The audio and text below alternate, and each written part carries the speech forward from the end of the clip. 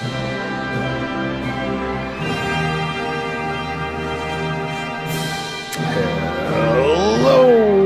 everybody. Welcome back to the podcast. This is the JRPG Report, episode 199. Thank you for waiting an extra day. As I put out on the socials yesterday, we didn't have enough for a podcast. Let's be fair. So I decided let's at least wait a day, see what happens, and dig around the old internet, see if there's anything I can come up with. And I have. It's still going to be a short podcast, but I think if I recorded yesterday, it probably would have been about 5 minutes, and that's being generous. So, again, thank you for waiting the extra day. If you're watching the video version of this, either on YouTube or on Spotify, you'll say, "Hey, this looks much brighter than it did yesterday because the sun has decided to shine. Therefore, there's light coming in from the window. That always helps brighten it up." You may also hear some subtle background piano playing from time to time, or random child activity, laughter. It is a snow day. If you looked outside, you would say, huh? Because there's maybe a dusting outside, but here in the South, they'll call off school for about any reason. So there you go. That kind of explains things and sets the table. But enough shenanigans. Let's get down to the podcast itself. Like I said, not a whole lot of news, so I just decided, hey, let's have some fun this week since we don't have any news. And so I have, now I didn't go to the Steam page to check out that. This is just for both the PSN Store and the E-Shop. Excuse me, that was not good. Let's see, 276 RPGs on sale on the eShop, 193 on sale on the PSN Store. I'm still waiting for either one of these two to classify as JRPGs instead of just RPGs, but, a man can dream, right? So I'm going to go through these. Maybe you've got a gift card for one of these establishments, even a random card or just some cash laying around to put in the bank and say, hey, what should I spend this extra Christmas money on? And so if you want to grab like a piece of paper or make a mental note as I'm going through here, these are going to be games that we've either talked about here on the podcast or are known, JRPGs from the past that have found themselves on sale. I'll put these in alphabetical order, so it might take a while to kind of go through here. In particular, on the eShop, there's a lot of shovelware titles that look like somebody put together with RPG Maker. Nothing against that those are fine titles, but they're really not stuff I'm going to throw too much attention to. So I will throw the name of it out there and then what it's on sale for, just to speed things up a little bit, not be so mundane. First one that comes list alphabetically is RFL, the Enhanced Edition, $5. Can't beat that. If you're looking forward to Atelier Sophie 2 coming out here in just a few weeks and haven't played the first one, now's a good time. I think this is on PSN as well, but on the eShop, they've got it down to $23.99. Very good deal on that, to be sure. Let's keep on going down. Not technically a JRPG, as it was made by Ubisoft out of France, but one of my favorite games to come out in recent past, using some awesome mechanics, is Child of Light. They've got the Ultimate Edition, which I think has some of the DLC included in it. $5. I don't remember what I paid full price for this game, but it is absolutely worth it. If you want to get a bundle with the game Valiant Hearts, which was a interesting looking war type game, it's only $7.50. So can you really beat that? I don't think so. Let's see. Keep on going down. Like I said, there's, in particular with the eShop, there are a bunch of games that I don't even know are deserving to be included on any platform. But you've got Digimon Cyber Story Sleuth down to $15. You've got multiple Disgaias on sale So 1 complete's going for 20, 4 complete, and 5 complete, also $20. Disgaea 6, which has only been out for about 6 months, they've got it down to $40. That's seems like a really good time to pick that game up if you've not already done so. Dragon Quest Builders 1 and 2, you can get either one of those for $35. Let's keep on going. Oh, I think we skipped. Bad eShop. Why did they skipped quite a few of these on here? Well, my throat is not doing well. I had to do some some post editing. One of the games that you will have a hard time finding physical copies of that came out fairly recently. I guess they just didn't put out the numbers for it. In particular, if you look on Amazon, this game has gone for more than $60. Physical is Fairy Tail. That's a game that I didn't pick up when it first came out. Thought I could get it on sale down the road.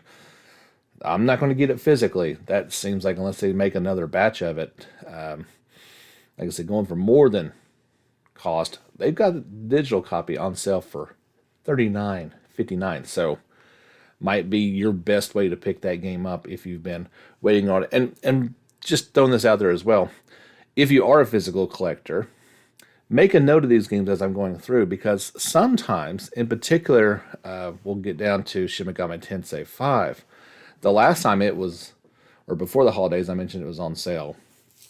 It was on sale on Amazon as well. So just because I'm talking digitally does not mean that some of these are not also on sale physical copies. Fail sale, Arbitrator's Mark is down to $10.19. They should have done a little bit more to get that under $10. Nice even price range there. God Wars The Complete Legend down to $10. This is a steal right here. The Grandia HD collection. So you get 1 and 2. We've talked about, I wish 3 could have been included in there. There's trademark issues and legal things abound, but this is $40 brand normal price. $20 each would be great, but you can get it right now for $19.99. Wow, what a deal. If you've never played the Grandia games, I highly recommend them. It's one of the best turn-based battle systems that I have played and love to see some more of, if that should ever happen. I don't think we're ever going to get a new one, sadly. But don't sleep on the third one either. That it got some hate that I thought was not justified. So if you can find the third one, absolutely play it as well for PS2. Langresser 1 and 2 is down to just $20. That's an extremely good deal. As well, let's see. Morio Crystal H down to $24.99. Extremely mature title, not for the not to play while the kids are around. Both Ni no Kunis are on sale. You can pick up the first one, my preferred of the two by far, for only $10. That's really good. And keep in mind, Ni no Kuni 2 just came out for the Switch back in September. They do have it discounted down to $42. So that's a pretty good deal on that, considering it just came out not too long ago. Again, it skipped on me here. Let's get back up to where we were. I can go through a bunch of these that I do not. The Preeny Presents NIS Classics Volume 1. They've got this kind of $10 down to $29.99. If you want to make games on your Switch, you can do so with RPG Maker MV down to $25. The Sega Ages Phantasy Star game. So that's I guess a port would be the best description of it. They didn't enhance it too much, but yeah, Phantasy Star is $6 on the Switch. Saviors of Sapphire Wings / Stranger of Sword City Revisited, brand new for $50. You can get it for $37.49 right now. I mentioned previously the Shin Megami Tensei 5. It is still down to $42 right now, and this thing just came out in November, so to get any discount on a basically brand new game, that's pretty good. Shining Resonance Refrain down to just $10. While not JRPGs, certainly have the mechanics to them. The South Park games are down to $7.50 for the first one and $15 for the second. Sword Art Online Hollow Realization Deluxe Edition. They got listed at $50. It's probably a bit pricey for it, but down to $7.50 on sale. The Alliance Alive HD Remastered down to $20. Tears of Avia down to $13.50. Now here's a game. If you have not played this one and you are a Tales fan, if you played through Tales of Arise and really like it, kind of want to see where the series came from, what some would describe as perhaps the best Tales game, certainly a strong contender for it. Tales of Vesperia Definitive Edition, $12.50. That's really, really good. The Caligula Effect Overdose down to just $20. You can pick up both Cold Steel titles on the Switch.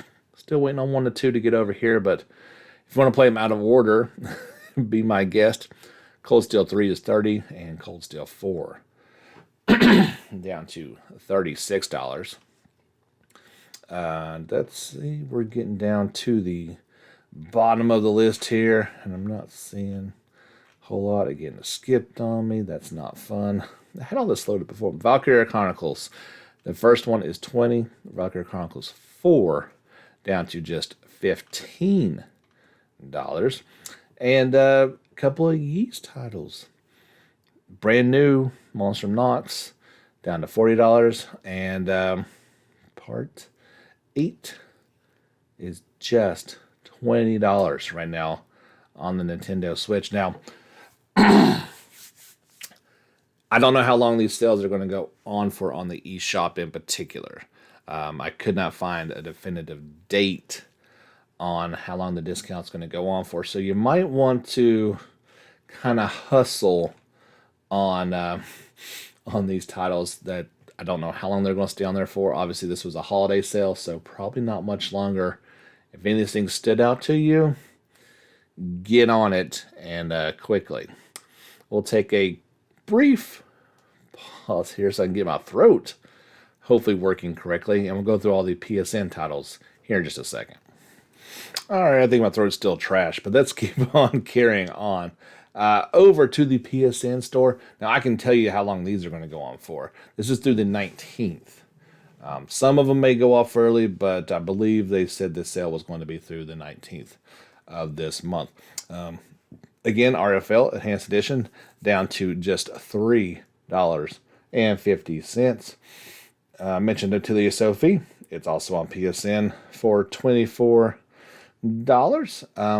Again, not a JRPG by strictest of definitions. However, Battle Chasers Night War is down to just $9. If you're a PS Plus member, you can even save $10 more off of that. Highly recommended game. Man, I've talked about that one a few times before. I really liked it. Code Vein down to just $15. Christ Tales, both versions of it, PS4 or PS5, down to just $20. May need to pick that up. See if I got any extra dollars. I don't know. Cyber Dimension Neptunia 4 Goddesses Online, down to just $9. The Dark Cloud games. Talk about a game series that really needed a third installment. That would have been nice. But you can pick them up for $7.50 right now each. Highly, especially part 2. That might be something else I need to invest in. Dark Souls, all of them are on sale in one way, shape, or form. The Death End Request 2 is down to just $15. Digimon World Next Order, $12. Disgaea 4 completes $25. 5 is down to $15. 5 complete is $20.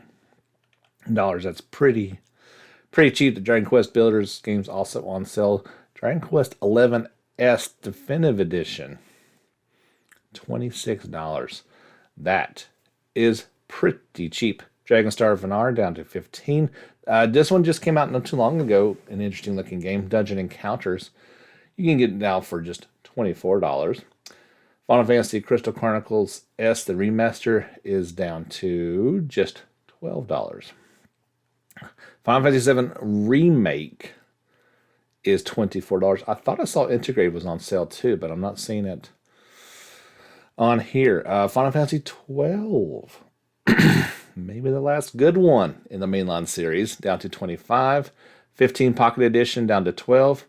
We're going to talk about this game in a little while. Final Fantasy X and X-2 Remaster, just $12.50 for those two great games. It's hard to go wrong with that one. Haven is down to $15. Is it wrong to try to pick up girls in a dungeon? It's down to $16. The answer is yes. Yes, it is. Landgressor 1 and 2 also down to $25. Legend of Mana, not been out that long, down to just $21. The Light Fairy Tale games, kind of JRPG inspired. The first one, episode 1, is $5. Episode 2 down to $7.50. Those are pretty cheap anyway. There's only $10 each if you don't want to pick them up right now. Hyperdimension Neptunia V2. See, I got it right this time. Is down to $10. Let's see, where's some of these? Not quite sure on. Neptunia Reverse, not been out that long, down to just $30. Near Automata, pick this game up and play it, please. $20. Near Replicant, not been out that long, down to $39.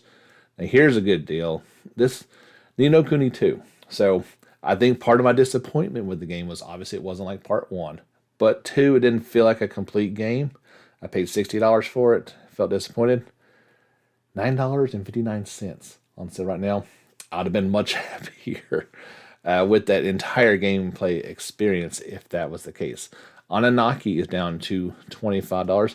Persona 5. So you can now choose your pick your poison on this one, okay? So Persona 5 Ultimate Edition. Not Royal, but just 5 Ultimate Edition. So it comes with all those extra bundles. You can get that for $20 right now. Or you can get Persona 5 Royal for $24. Or you can get Persona 5 Royal Ultimate Edition with all the DLC stuff included with it. $40. That's normally $100. That is quite a savings and worth every penny. That would be incredible. Resonance of Fate 4K HD Remastered Edition down to $21. Scarlet Nexus, that's not been out that long, nearly half off, down to $33. The Secret of Mana remake that I can't say I recommend it highly, but for $20, that's not too bad. Shin Megami Tensei 3 Remastered is down to $30. Star Ocean First Departure R down to just $8.39. Got that in my buggy. I got to pull the trigger. Got to pick it up. Also, Star Ocean 4 is down to the same price of $8.39. Definitely recommend that one. Sword Art Online Alicization Lycra down to $24. If you didn't get Tales of Arise, how about now? It is on sale for $42. Very good deal on that. Tears of Avia down to $12. Alliance HD Remaster, Alliance Alive HD Remaster, $20. So that's on sale on this one as well. We're getting down near the bottom of it here. Trials of Mana, $25. Can't beat that. That's a very, very good deal. Water Arms 3, the PS2 game, down to $7.50. And Ys Origin, down to just $8. So if you've been kind of waiting a little bit to pick these games up, maybe you heard me talk about them when they first came out and thought, that sounds pretty good, but I don't know if it's full price. Well, now's a good time to try and pick that up. Like I said, I don't know about the E-Shop titles, but all those PSN ones are until the 19th of January. All right, now let's talk some actual news. We've been having some fun with some games on sale. But here is some news for you. Like I said, there wasn't anything that really popped off the screen. Didn't have a whole lot to talk about, so let's just get right into it. The Bravely Default team, they took to Twitter and announced plans to announce multiple titles within 2022. Specifically, the Bravely Default team said to keep an eye out for several upcoming releases and announcements throughout the year, alongside the release of Triangle Strategy. So that's an interesting tidbit. Obviously, they just mentioned Triangle Strategy coming out in March, and we know Bravely Default Brilliant Lights. That's the name. Maybe the mobile game that looks just like the series, so why wouldn't it be? But that also hints at maybe there's something else that we don't know about coming from the Bravely Default team. I'll keep you posted on it. A lot of this comes from those New Year's Revolution cards, and yeah, we'll see. Sometimes you can dive a bit too much into those, as was the case. I'm not going to throw this guy under the bus because Lord knows I can't translate Japanese. I can barely translate English sometimes. So a Twitter user definitely put it out there that Yuji Hora's comments on the Dragon Quest series in his card, and I believe it was a mistranslation, and he kind of ran with it. Here's the actual greeting card statement that was made. The staff is also working hard on Dragon Quest III Remake and various other things, as well as Dragon Quest XII, of course.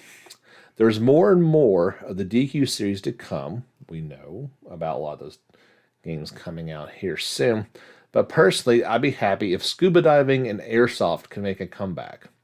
And so that's, as Gametsu pointed out, that's kind of a running thing he's said for many years. He's into scuba diving and airsoft, and has mentioned it in past interviews as things he is into. Now, this Twitter user in particular said during his New Year's message, Yuji Horii confirmed that Dragon Quest III is coming out this year. Again, that's not what he said. But it could come out, and we are certainly hopeful that it comes out this year. That was not the quote. It could have been a mistranslation. And he hopes to see the return of underwater exploration and mountaineering in Dragon Quest XII. Again, not what he said. And did I miss something in previous Dragon Quest games? I mean, maybe there was something touched on. Again, I'm not going to mention the person's name, as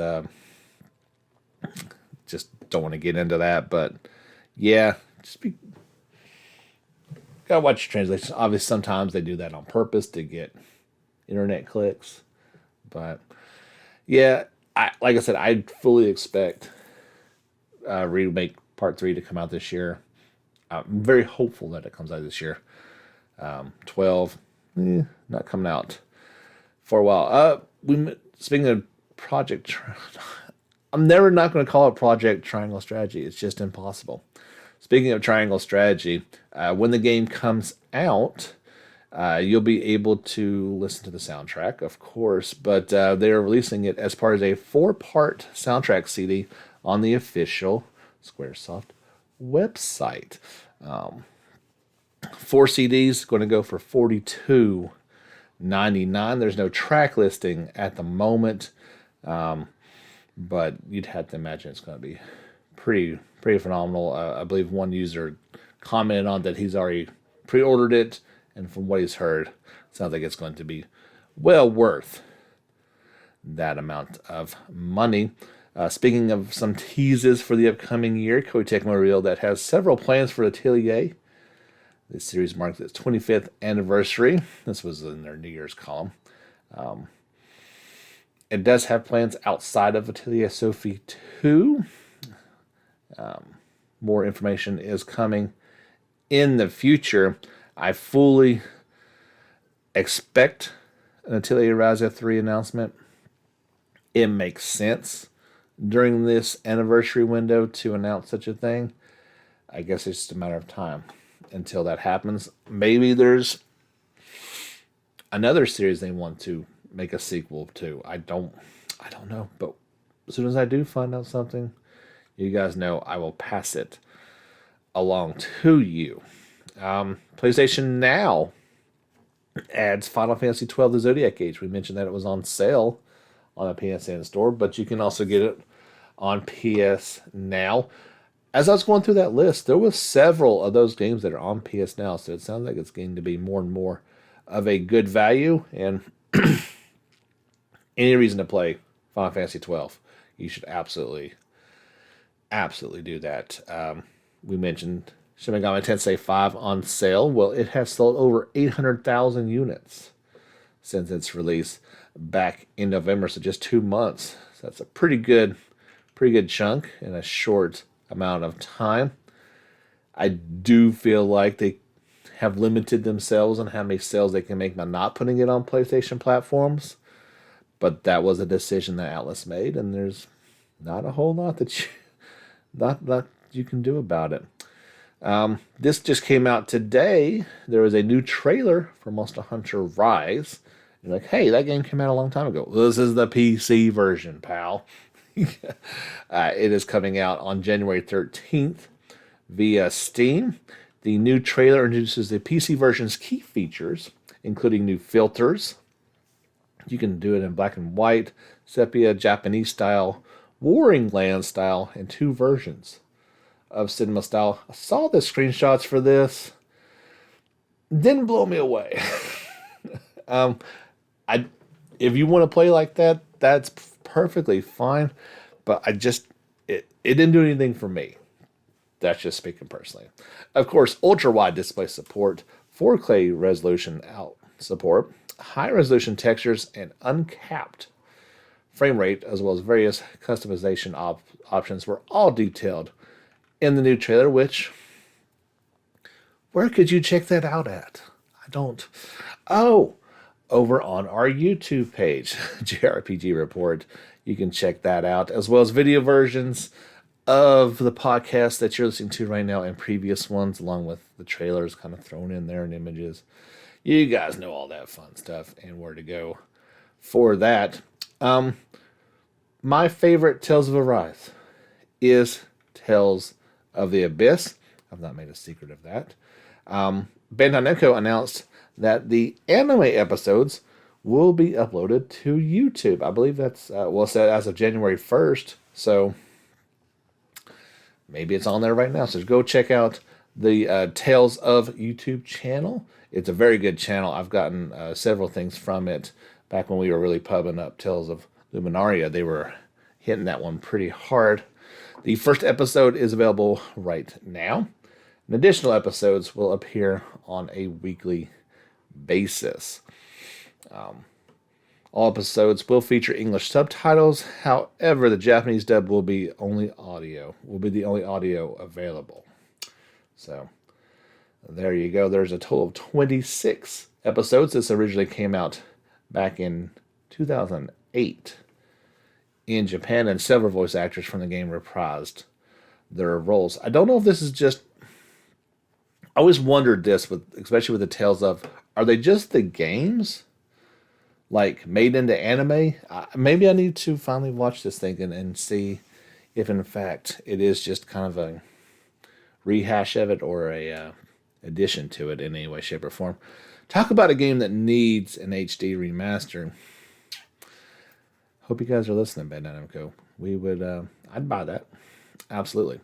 Mary Skelter 2 will launch for PC on January the 13th. You can get it at the launch price discount of 15% off.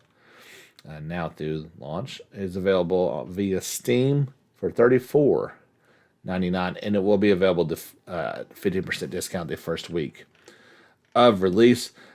This also includes the remake of Mary Skelter Nightmares.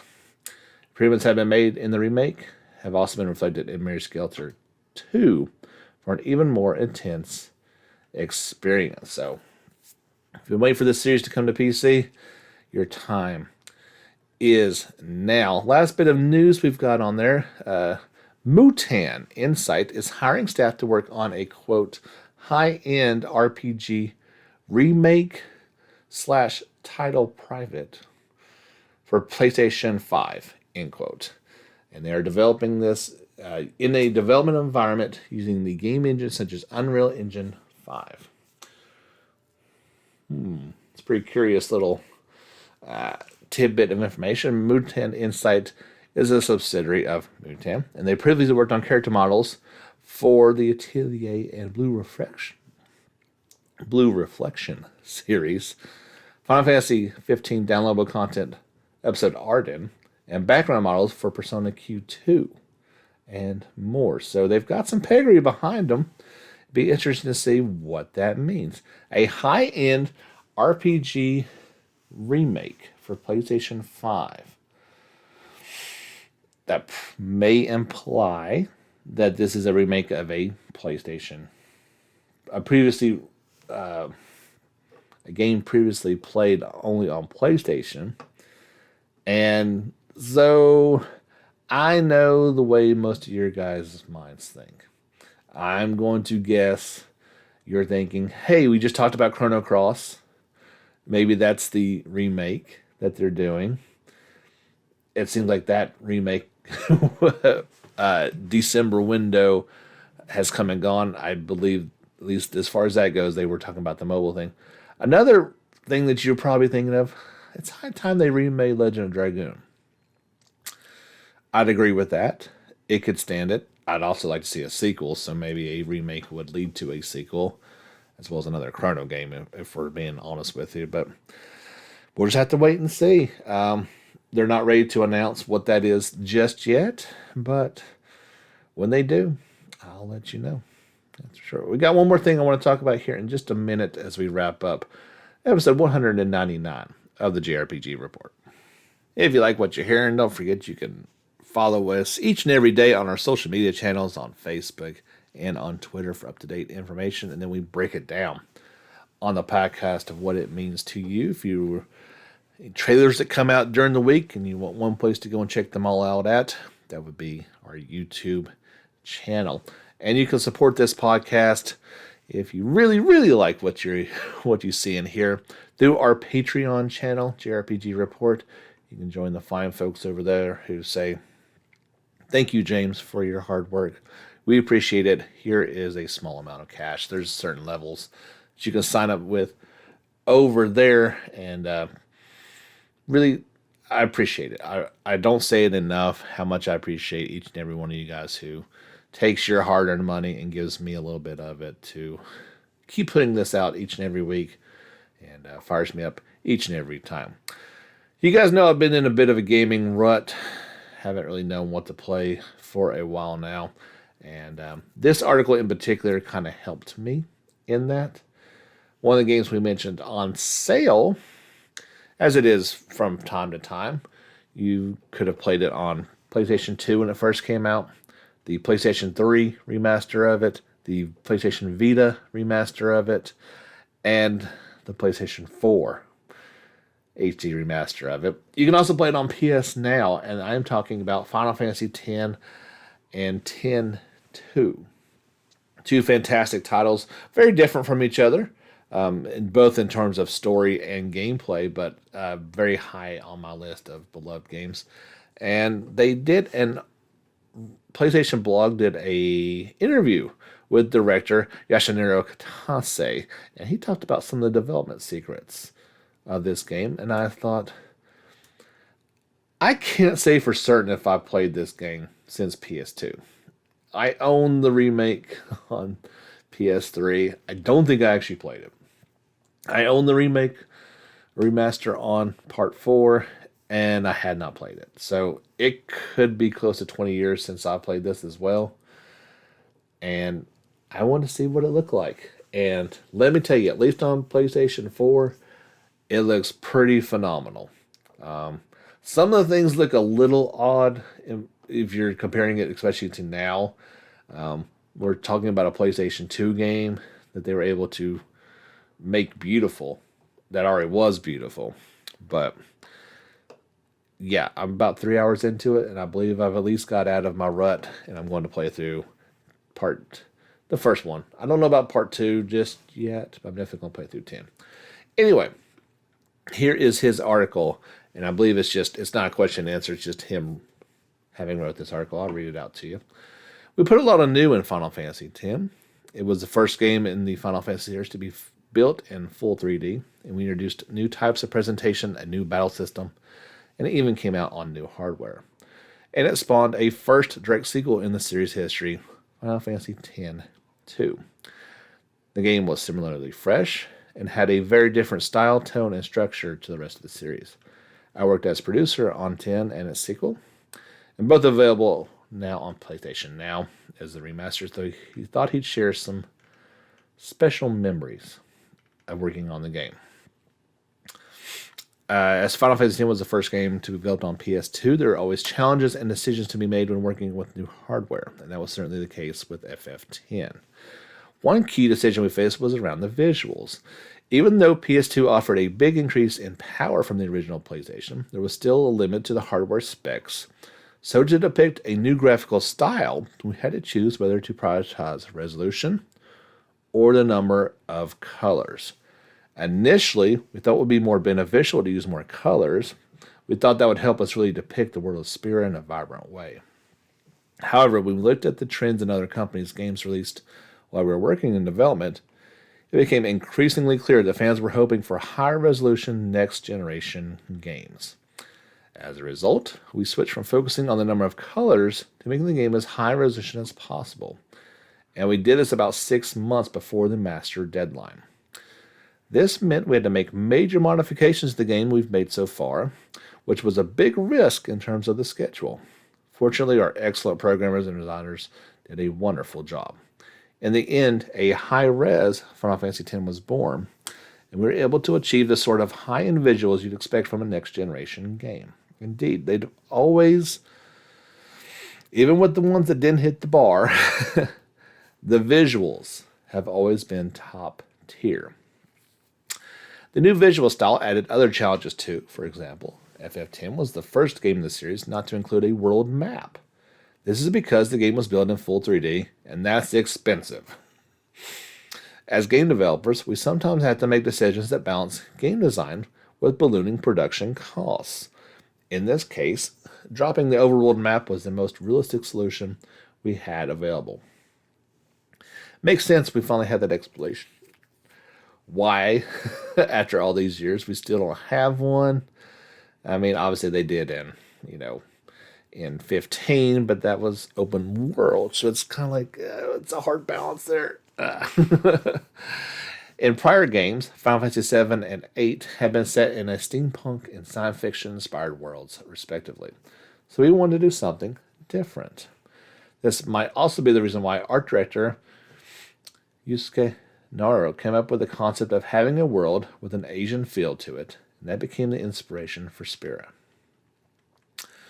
That wasn't the only break from tradition included in Final Fantasy X either. We also reinvented the combat system. The previous games had used the active time battle system, in which players could take actions whenever a bar filled in real time. For the new game, we wanted to create battles with a greater strategic depth than ever before. The designer who had worked on the battle system had also worked on Front Mission, and he was very skilled at creating strategy games, so we moved to a turn-based system instead. We also changed how character progression works by introducing the sphere grid. This let players manually improve their characters by choosing upgrades from a grid. I've been a great fan of board games for a long time, so I wanted to create that analog sense of moving pieces and filling the board up with them. One new feature I was personally very passionate about was the introduction of voice acting. I mentioned this in my last blog, but I felt a bit dissatisfied with the fact that Final Fantasy VIII wasn't voiced. We achieved more realistic visuals and sounds, but when I think about the scenes in that game, I believe they would have been even more emotional had there been voice acting included. That was a driving force to make it happen for FF10. Of course, this wasn't the first time we've recorded voice lines, so there was a lot of work Of course, this was the first time we'd ever recorded voice lines. There was a lot of work to get it come to fruition. Nowadays, it's the norm to get cast members to go into the recording booth one at a time and then record all their lines separately. However, back in the day, we got multiple cast members to go into the studio at once and record the conversation scenes together. Because of this, I think we were able to bring out natural performances despite it being our first time. Ultimately, I'm proud of what we achieved with Final Fantasy X. I think it's a landmark game, both in terms of scenario, graphics, camera work, sound, voices, and motion capture. It achieved the ideal cinematic quality that the Final Fantasy series had been aiming for. I think the style perfected here helped establish the look of future games, one of which was 10-2. And then he gets into the next part of the game.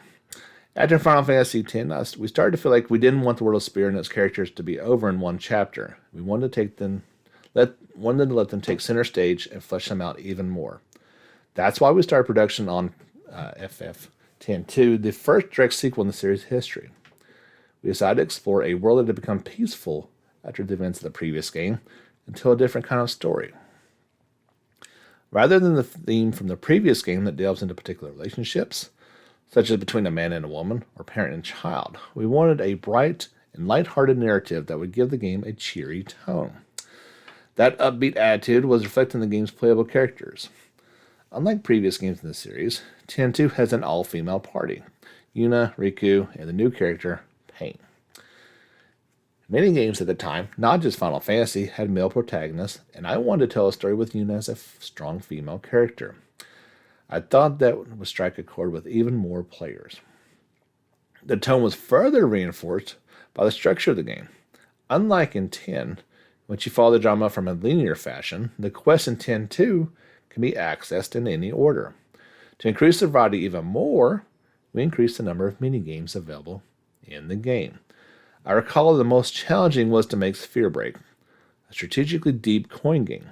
A single game designer working on the game everything, including the programming, single-handedly. When it came to combat, 10-2 moved to a new version of the ATB system, which lets players time their attacks for combos and more effective attacks. You may be wondering why the change from the prior game systems. It's because the designer for the battles changed.